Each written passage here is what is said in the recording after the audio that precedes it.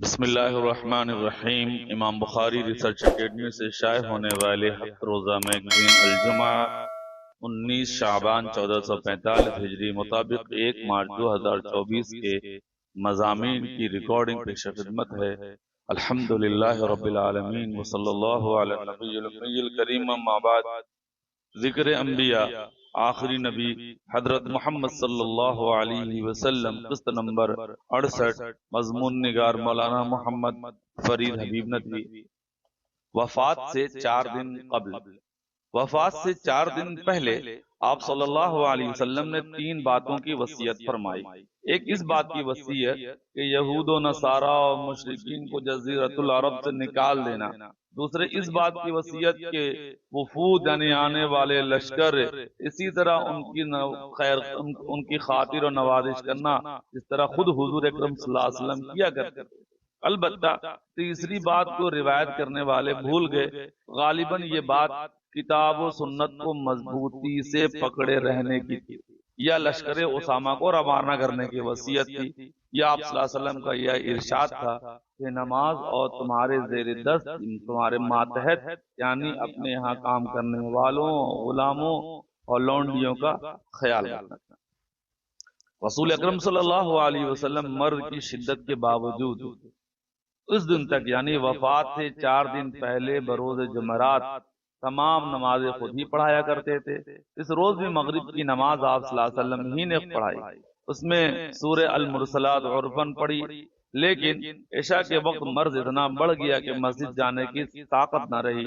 حضرت عائشہ رضی اللہ عنہا کا بیان ہے کہ نبی کریم صلی اللہ علیہ وسلم نے دریافت فرمایا کہ کیا لوگوں نے نماز پڑھ لی؟ ہم نے عرض کیا نہیں یا رسول اللہ، سب آپ کا انتظار کر رہے ہیں۔ آپ صلی اللہ علیہ وسلم نے فرمایا کہ میرے لیے لگن میں پانی رکھو۔ ہم نے ایسا ہی کیا۔ آپ نے غسل فرمایا، اس کے بعد اٹھنا چاہا لیکن آپ صلی اللہ علیہ وسلم پر غشی طاری ہو گئی۔ پھر افاقہ ہوا تو آپ صلی اللہ علیہ وسلم نے دریافت کیا کیا لوگوں نے نماز پڑھ لی؟ ہم نے کہا نہیں یا رسول اللہ، سب آپ کا ہی انتظار کر رہے ہیں۔ اس کے بعد دوبارہ اور پھر دوبارہ یہی بات پیش آئی جو پہلی بار پیش آئی کہ آپ نے غسل کیا، اٹھنا چاہا تو آپ پر غشی طاری ہوئی۔ بالآخر آپ صلی اللہ علیہ وسلم نے حضرت ابوبکر رضی اللہ تعالی عنہ کو کہلوا بھیجا کہ وہ لوگوں کو نماز پڑھائیں۔ چنانچہ ابوبکر رضی اللہ تعالی عنہ نے ان دنوں میں نماز پڑھائی۔ نبی کریم صلی اللہ علیہ وسلم کی حیات مبارکہ میں ان کی پڑھائی ہوئی نمازوں کی تعداد 17 ہے۔ اما عائشہ فرماتی ہیں کہ میں نے نبی کریم صلی اللہ علیہ وسلم سے 3-4 بار مراجعہ فرمایا کہ امامت کا کام ابو بکر رضی اللہ تعالی عنہ یعنی ان کے والد کی بجائے کسی اور کو سونپ دیں۔ ان کا منشا یہ تھا کہ لوگ ابو بکر کے بارے میں کوئی بدشگون نہ ہو، بدگمان نہ ہو، لیکن آپ صلی اللہ علیہ وسلم نے ہر بار انکار کرتے ہوئے فرمایا تم سب یوسف والیاں ہو، ابو بکر کو حکم دو کہ وہ لوگوں کو نماز پڑھائیں۔ وفات سے 1 دن یا 2 دن پہلے ہفتے یا اتوار کو نبی کریم صلی اللہ علیہ وسلم نے اپنی طبیعت میں قدرے تخفیف محسوس کی، کچھ اچھا محسوس کیا۔ چنانچہ 2 آدمیوں کے درمیان چل کر ظہر کی نماز کے لیے تشریف لائے۔ اس وقت ابو بکر رضی اللہ تعالی عنہ صحابہ کرام کو نماز پڑھا رہے تھے۔ حضرت ابوبکر نبی کریم صلی اللہ علیہ وسلم کو دیکھ کر پیچھے ہٹنے لگے تو آپ نے فرمایا پیچھے نہ ہٹیں، اور جو ساتھ لانے والے لوگ تھے ان سے فرمایا کہ مجھے ابوبکر کے بازو میں بیٹھا دو۔ چنانچہ آپ صلی اللہ علیہ وسلم حضرت ابوبکر کے بائیں بازو میں بیٹھ گئے۔ اس کے بعد ابوبکر رضی اللہ تعالی عنہ نے نبی کریم صلی اللہ علیہ وسلم کی نماز کی اقتدا کی اور صحابہ کرام تکبیر سن رہے تھے۔ سلسلہ فی الحال جاری۔ سلسلہ درس حدیث قسط نمبر 27، سود کی نحوستیں، مضمون نگار مولانا ابو طلحہ بنارسی ندوی مظاہری۔ حضرت ابو عبداللہ سے روایت ہے کہ حضور اکرم صلی اللہ علیہ وسلم نے فرمایا کہ سود کے وبال اور گناہ 73 قسم کے ہیں۔ سب سے ادنا قسم ایسی ہے جیسے کوئی اپنی ماں سے بدکاری کرے۔ ابن ماجہ حدیث نمبر 2274۔ اسی طرح ایک روایت میں ہے کہ سود لینے والے، سود دینے والے، سود لکھنے والے، سود کی گواہی دینے والے، سب پر اللہ کی لعنت ہے۔ مسلم 1219۔ اسی طرح ایک حدیث میں ہے کہ نبی کریم صلی اللہ علیہ وسلم نے فرمایا کہ سود کا 1 درہم جانتے بوجھتے کھانا 36 مرتبہ زنا کرنے سے بھی بدتر ہے۔ مسند احمد 22007۔ معلوم ہونا چاہیے کہ سود کا لین دین کرنا اللہ سے کھلا اعلان جنگ ہے۔ سود حرام ہے، جہنم میں لے جانے والا عمل ہے۔ جس طرح سود لینا حرام ہے اسی طرح سود دینا بھی حرام ہے۔ احادیث کے علاوہ قرآن میں بھی سود خوری کی کافی ممانعت آئی ہے، اسی لیے سود نہ صرف حرام ہے بلکہ اس کے حرام ہونے کا انکار کرنے والا کافر ہے، اور حرام سمجھنے کے باوجود اسے استعمال کرنے والا فاسق، گناہ کبیرہ کا مرتکب، اور ایسے شخص کی کوئی گواہی قابل قبول نہیں ہے۔ ذرا سوچئے کہ جب ہم اللہ سے بغاوت اور اس کی نافرمانی کریں گے تو رزق اور کاروبار میں برکت کیسے ہوگی؟ سود کا کاروبار کرنے والوں کی نیند، سکون سب کیوں کر ختم اور برباد نہ ہوگی؟ آج اکثر لوگوں نے سیونگ اکاؤنٹ کھول رکھے ہیں، ہم سب جانتے ہیں کہ سیونگ اکاؤنٹ میں انٹرسٹ بنتا ہے۔ کیا ہم نے ہر ماہ یا ہر سال اس کا اسٹیٹمنٹ نکلوا کر سودی رقم کو بنا ثواب کی نیت کے کسی کو دیا؟ یاد رکھیے کہ یہ لاپرواہی یا مال کی محبت کہیں ہمارے لیے آخرت میں ذلت اور بربادی کا ذریعہ نہ بن جائے۔ لوگوں نے اپنی خواہشات اتنی بڑھا لی ہیں کہ حلال و حرام کی پہچان ہی بھول گئے ہیں۔ ایسی خواہشات کا کیا فائدہ جو دنیا اور آخرت کو برباد کر دے؟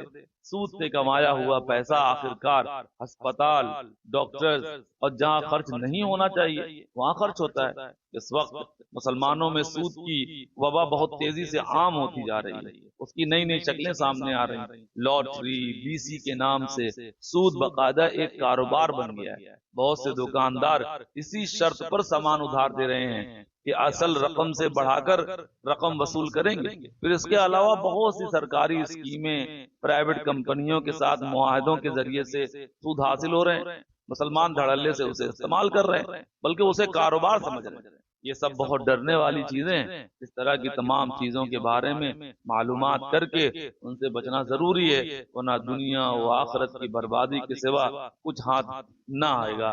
اللہ پاک ہم سب کی حفاظت فرمائے۔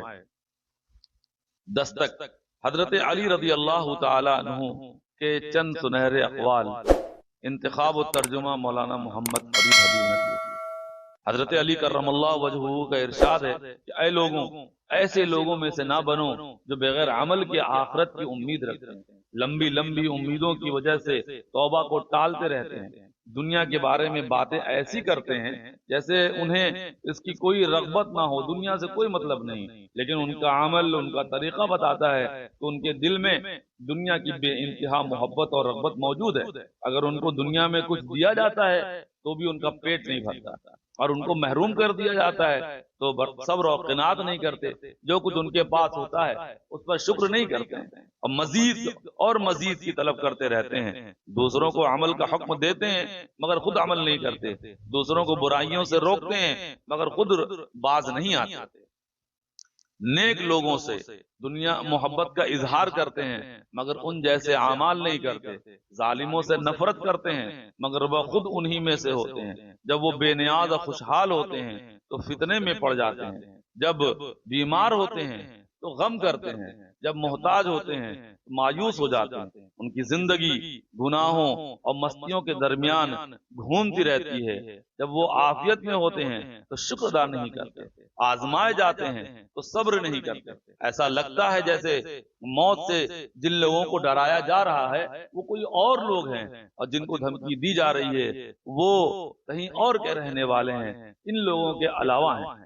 اے موت کے منہ میں گروی رکھے ہوئے لوگوں، اے وہ لوگوں جو گردش زمانہ کے نشانے پر ہو، اے وہ لوگوں جو بیماریوں کا شکار ہونے والے ہو جنہیں زمانہ ہلاک و برباد کر کے چھوڑے گا، اے وہ لوگوں جو حجتوں کے وقت گونگے بن جاتے ہو، اے وہ لوگوں جنہوں فتنوں نے ہر طرف سے گھیرا ہوا ہے مگر وہ عبرتوں سے پھر بھی فائدہ نہیں اٹھاتے۔ میں بالکل سچ بات کہتا ہوں، جس نے بھی نجات پائی اپنے نفس کو پہچاننے کے ذریعے پائی، اور جو بھی ہلاک ہوا اپنے ہاتھ کی کمائی سے ہلاک ہوا۔ اللہ تعالیٰ فرماتے ہیں اے ایمان والو، خود کو اور اپنے گھر والوں کو آگ سے بچاؤ۔ اللہ تعالیٰ ہمیں اور تمہیں ان لوگوں میں شامل فرمائے جو بات سنتے ہیں اسے قبول کرتے ہیں، ان پر عمل کرتے ہیں، اور ان جس چیز کی انہیں دعوت دی جاتی ہے اس پر خود بھی عمل کرتے ہیں اور دوسروں کو بھی اس کی دعوت دیتے ہیں۔ مسائل: 15 شعبان کے بعد روزہ رکھنا، ابو طلحہ بنارسی نقوی۔ سوال: کیا 15 شعبان کے بعد روزہ رکھنا منع ہے؟ جواب: حضرت عائشہ رضی اللہ تعالیٰ عنہ فرماتی ہیں کہ میں نے نہیں دیکھا کہ نبی کریم صلی اللہ علیہ وسلم نے کسی مہینے کے پورے روزے رکھے سوائے رمضان، اور میں نے حضور اقدس صلی اللہ علیہ وسلم کو نہیں دیکھا شعبان کے مہینے سے زیادہ کسی دوسرے مہینے میں نفلی روزے رکھے ہوں۔ ایک روایت میں ہے کہ آپ صلی اللہ علیہ وسلم چند ایام کے علاوہ پورے شعبان کے روزے رکھتے تھے۔ البتہ شعبان کے کے آخر میں روزہ رکھنے کے ممانعات سے متعلق روایت ہے جب شعبان کا آدھا مہینہ گزر جائے تو روزہ نہ رکھو، یہ حدیث ابو داؤد اور ترمذی میں آئی ہے، مگر یہ حکم اس شخص کے لیے ہے جسے روزہ رکھنے سے نقاہت اور کمزوری آتی ہے اور رمضان میں روزے رکھنے میں وہ نشاط اور وہ شوق و چستی باقی نہ رہے۔ ایسے شخص کے لیے بہتر یہی ہے کہ 15 شعبان کے بعد روزہ نہ رکھے، لیکن جو 15 شعبان کے بعد بھی روزہ رکھتا ہو، اس کو روزہ رکھنے سے کمزوری نقاہت نہیں ہوتی، تو اس کے لیے 15 شعبان کے بعد روزہ رکھنا بلا کراہت جائز ہے۔ البتہ شعبان کی آخری 2 تاریخوں میں روزہ رکھنا صحیح نہیں ہے۔ السلام علیکم ورحمۃ اللہ وبرکاتہ۔